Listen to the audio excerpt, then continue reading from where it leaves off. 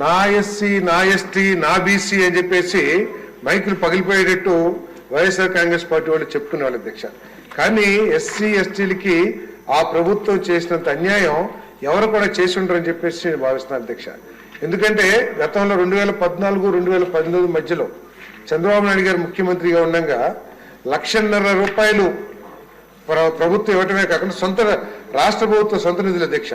అవి కాకుండా 50,000 ఎస్సీస్కి, ఎస్టీస్కి 70,000, particularly vulnerable tribals కి ₹1,00,000 అదనంగా ఇచ్చి ఇల్లు కట్టించిన కార్యక్రమం చేస్తే ఈ ప్రభుత్వం వచ్చిన తర్వాత 2 లక్షలు, 2.5 లక్షలు ఉన్న యూనిట్ కాస్ట్ ని ₹1,80,000 తగ్గించి, అంటే దాదాపు 50,000 నుంచి ₹70,000 దాకా తగ్గించి లక్షలాది మంది పేదలకి అన్యాయం చేసిన విషయాన్ని కూడా మీ దృష్టికి తీసుకొస్తారు అధ్యక్ష.